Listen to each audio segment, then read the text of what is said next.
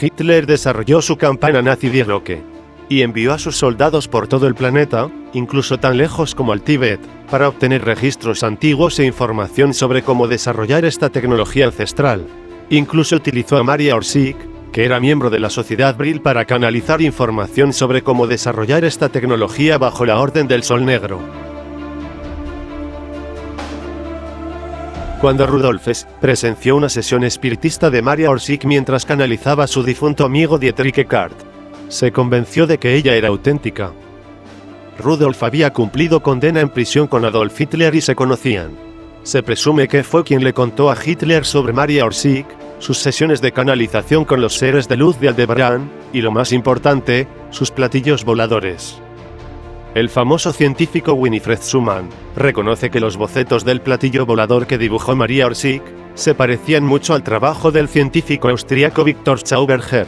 Fue justo después de que Rudolf revelara lo que realmente estaba haciendo Maria Orsic, que los alemanes esencialmente secuestraron a Schauberger y lo pusieron a trabajar en los platillos voladores alemanes.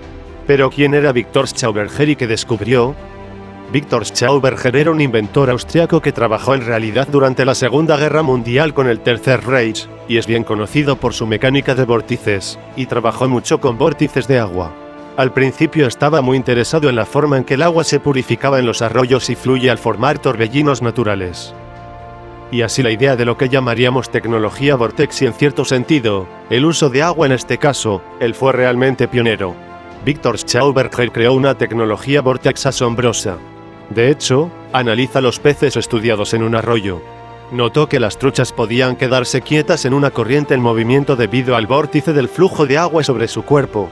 Analizó exactamente lo mismo en los salmones que nadaban contra la corriente río arriba. Estos vórtices en el flujo de agua sobre el cuerpo del pez le dio el concepto y la idea de crear una tecnología basada en el vortex que se basara fundamentalmente en tirar, en lugar de empujar. Entonces, su tecnología real te permitiría atravesar el espacio en lugar de empujar contra el espacio. El motor ovoide basado en vórtices de Victor Schauberger fue motivo de aclamación por la crítica. Finalmente, luego de unos años, un conglomerado corporativo lo secuestró. Lo llevó a otro país. Lo obligó a firmar los derechos de su invención, a cambio de que pudiera volver con su familia. Fue encontrado muerto 5 días después. Victor Schauberger fue un físico que creó un dispositivo llamado repulsing que usaba la generación de vórtices para crear realmente sustentación y maniobrabilidad de objetos en forma de disco. Lo interesante de sus técnicas es que Schauberger creía realmente que estábamos haciendo las cosas mal en física. Dijo que los pájaros no volaban, sino que eran volados, y los peces no nadaban, eran nadados. Entonces, todo lo que realmente tienes que hacer es aprovechar las fuerzas que existían en el éter a nuestro alrededor. Y en realidad podrías generar movimiento y rendimiento teórico como un platillo volante. Schauberger inventó una serie de dispositivos de elementos inusuales, incluido un tipo de dispositivo de platillo volador que funciona como una especie de vórtex de tornado volador similar a un giroscopio. Lo curioso con el dispositivo de Schauberger es que es muy posible que una aeronave, en particular un tipo de aeronave de platillo volante, en realidad puede ser propulsado por un vórtice de agua. El tema con los nazis y la investigación de los platillos voladores es que está basada en hechos. De hecho, todos sabemos ahora que hubo ciertos científicos alemanes durante la Segunda Guerra Mundial. El más prominente era Victor Schauberger, que estaban haciendo un trabajo muy interesante. Digamos que incluso un trabajo genial de naves en forma de disco. Schauberger fue un genio autodidacta, que luego fue reclutado por las SS para trabajar para ellos durante la guerra. Él creó aeronaves en forma de disco. Fueron probados. La pregunta es, ¿los extraterrestres ayudaron a los alemanes a desarrollar esa tecnología? Y el hecho es que los alemanes son tipos muy brillantes. Los alemanes eran ingenieros absolutamente brillantes, y parece que hay un rastro de esto. Todo esto se remonta a la Prusia del siglo XVIII, donde estaban trabajando, y su interés en el desarrollo de tecnología antigravedad y de aeronavegación.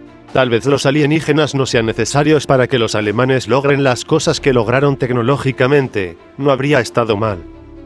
Y también está el hecho de que había personas como Hermann Oedt, que en realidad fue el mentor del Dr. Wernher von Braun.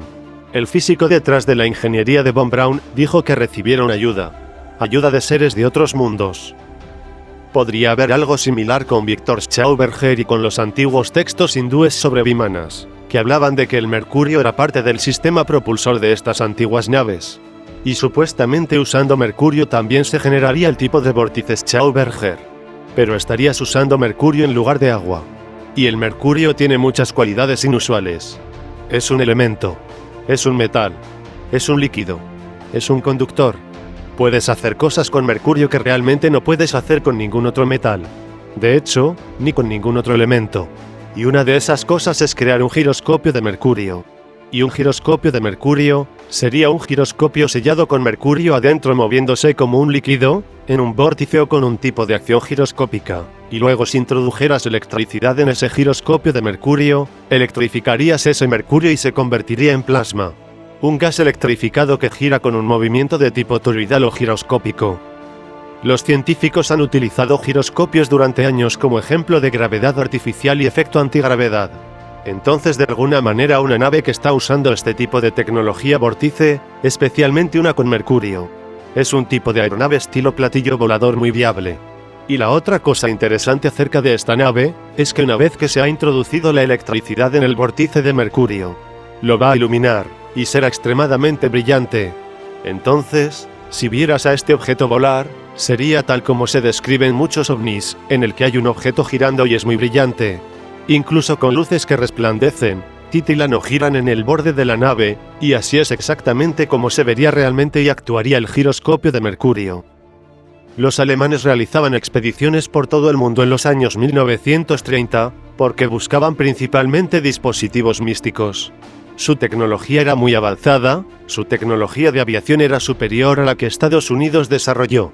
Las civilizaciones antiguas del mundo estaban fascinados con el mercurio. Los chinos, los mayas. Y el mercurio es un subproducto de la producción del oro. Pero cuando vemos textos antiguos como los Vimanas, se habla mucho del mercurio, por lo que el mercurio era algo muy importante para las culturas antiguas. Pero el mercurio es un veneno letal. No se debería trabajar con mercurio, el gas de mercurio es venenoso. El mercurio debe manipularse con cuidado, dentro de un entorno cerrado. Entonces lo que los antiguos hacían con mercurio es un misterio. Pero lo más obvio sería naves espaciales y otras tecnologías de minería. El mercurio proviene de un mineral llamado cinabrio, que es una palabra sánscrita. Geológica y mineralógicamente, palabras mercurio y cinabrio provienen del antiguo sánscrito. Mercurio en la tradición occidental era el dios de la comunicación, volaba por los aires. Para los antiguos, entonces, parecería que el mercurio y el vuelo están muy relacionados.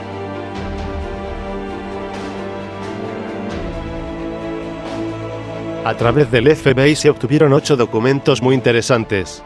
Entrevistas que el FBI había hecho al final de la Segunda Guerra Mundial a pilotos de la Luftwaffe y otros militares alemanes, que afirmaban haber visto naves parecidas a platillos, que estaban siendo probadas en bases militares en Alemania y Austria. Medían entre 10 y 20 metros de diámetro. A falta de un mejor término, eran platillos voladores. Esas entrevistas fueron tomadas con mucha seriedad. El FBI las ha subido en su sitio web, The Vault. Cualquiera puede leerlas. Y por eso, hay buena evidencia de que los nazis estaban trabajando en aeronaves circulares, que pudieran no solo funcionar en la atmósfera terrestre, sino también fuera de la atmósfera. Se cree que después de la guerra, los alemanes llevaron su investigación de la Alemania nazi a Noruega, y de Noruega hasta Argentina, y de Argentina hacia la Antártida, donde tenían bases secretas en Nueva Suabia. Los alemanes tenían la tecnología, pero no los recursos. Y ese era el gran problema. Le faltaba petróleo. Alemania no tiene mucho petróleo. Necesitaban petróleo, electricidad, plantas generadoras, necesitaban las instalaciones para manufacturar las armas.